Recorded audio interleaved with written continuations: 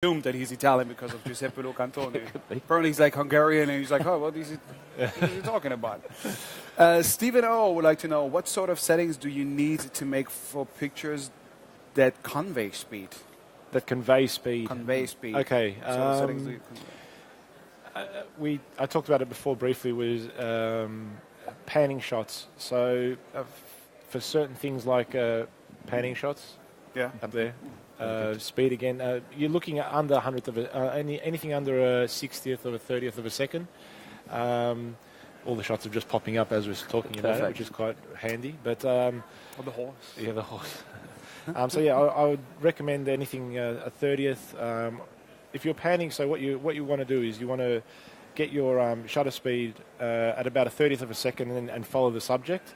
Or again, if you want to lock the camera down or stable the camera, take your frame. If you've got like a nice scene and then you want to show the people moving in the scene, then again you'd shoot it at about a 30th of a second.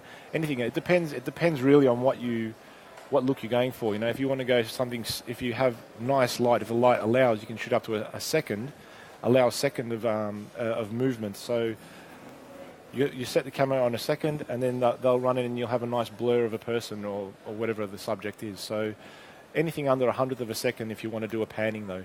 I know is panning. Everyone knows what panning is, don't they?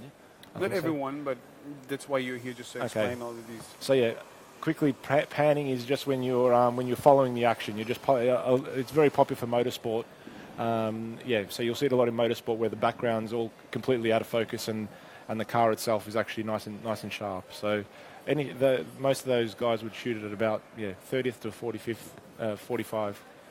45th of a second, if I can get it out properly.